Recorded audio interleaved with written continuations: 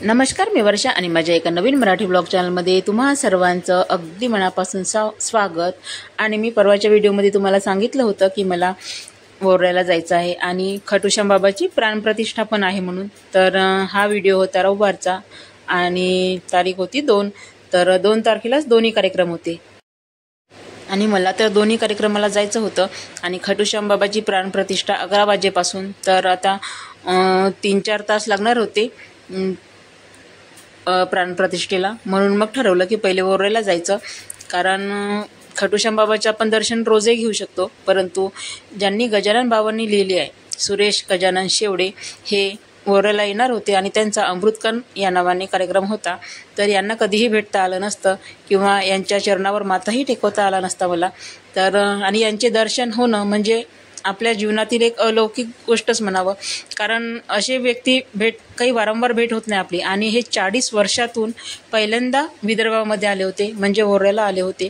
त्यांना जेव्हा पहिला साक्षात्कार झाला नागपूरला, तेव्हा ते आले होते नागपूरला आणि त्यानंतर ही दुसरी वेळ आहे। त्यांनीच सांगितलं स्वतः की ही दुसरी वेळ आहे मी आज वोऱ्याला आलो आहे म्हणून। त्यांनी त्यांच्या मुखातून त्यांना आलेला गजानन महाराजांचा अनुभव सांगितला, म्हणजे कसे ते महाराजांच्या सेवेमध्ये आले आणि कशी महाराजांनी त्यांच्याकडून गजानन बाबांनी लिहून घेतली हे त्यांनी त्यांच्या मुखातून म्हणजे स्वतः सांगितलं आहे त्यांनी। म्हणजे कशी माझ्या मुखातून गजानन बाबांनी माझ्या मुखामध्ये आली आणि मी त्याचे कसे लेखन केले हा त्यांचा अनुभव त्यांनी सांगितला। आणि तिथून मग आम्ही तो कार्यक्रम केला, आरती केली, महाप्रसाद घेतला आणि त्यानंतर मग 3 वाजताच मी आले वणीला आणि त्यानंतर मग घरी आराम केला थोडासा। आणि मग ही वेळ होती 4 वाजले होते, मी दुकानात गेले आणि दुकानातून मग 6 वाजता हे दुकानामध्ये आले। त्यानंतर मी आली मंदिरात। मी मंदिरात आली तरीही प्राणप्रतिष्ठा व्हायचीच होती आणि नशिबाने मला दोन्ही कार्यक्रम मिळाले बघा। आणि पडदे लावूनच होते, फक्त बालाजी महाराजांची मूर्तीची स्थापना झाली होती आणि खटुश्याम बाबाच्या मूर्तीची स्थापना झाली होती आणि जे तिसरी मूर्ती आहे देवीची ती बसवणं सुरू होती आणि पडदे लावलेलेच होते, फक्त देवीच्या मूर्तीची प्राणप्रतिष्ठा सुरू होती।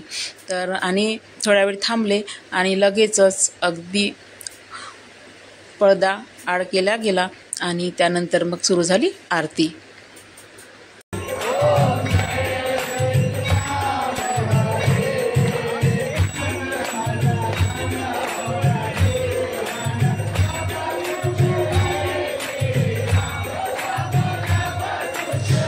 जे लोक 11 वाजेपासून आले होते त्यांना पण 6 वाजेपर्यंत म्हणजे पडदे लावले होते, त्यामुळे त्यांना पण दर्शनासाठी 6 वाजेपर्यंत थांबावंच लागलं। आणि आम्हाला तर मी तर वोऱ्यावरून कार्यक्रमसुद्धा करून आले आणि आल्याच मला महाराजांचं खटुश्याम बाबाचं दर्शन पण झालं, आरती पण मिळाली आणि आरती केल्यानंतर पुन्हा मी आले घरी।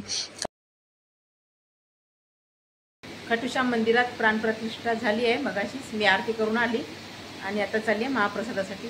चला तर मग आता घरी आल्यानंतर आंघोळ केली, छान कपडे बदलवून घेतले, कारण दिवसभर आज साडी नेसून कंटाळा आला होता, त्यामुळे मग आता ड्रेस लावून घेतला आणि छान तयारी केली। आणि आता मी आणि वैष्णवी चाललो आहे मावशीकडे, म्हणजे हिमाकडे। तिथून मग तिघी जणी मग आम्ही जाऊ मंदिरात पुन्हा, कारण तिथे होता महाप्रसादाचा कार्यक्रम। तर कारण गर्दी असल्यामुळे मी म्हटलं घरी जाऊन येते आणि त्यानंतरच मग महाप्रसाद घ्यायसाठी येऊ म्हटलं, कारण कुणाच्या नशिबात असतं की नाही महाप्रसाद। तर त्यामुळे मग पुन्हा आलो मंदिरात, तरी पण मंदिरामध्ये गर्दीच होती आणि छान भजन सुरू होते।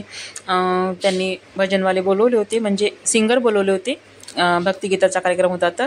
आणि इथे पण आले तर छान दर्शन झालं आणि सगळ्या लेडीज जेंट्स सगळे बसलेले होते आणि हा कार्यक्रम इतका सुंदर झाला की खूपच अलौकिक असा कार्यक्रम झाला। तर आज मी तुम्हाला दोन्ही कार्यक्रम दाखवले, सुरेश गजानन शेवडे यांना पण दाखवलं आणि खटुश्याम बाबाची प्राणप्रतिष्ठा कशी झाली ते पण दाखवलं आहे।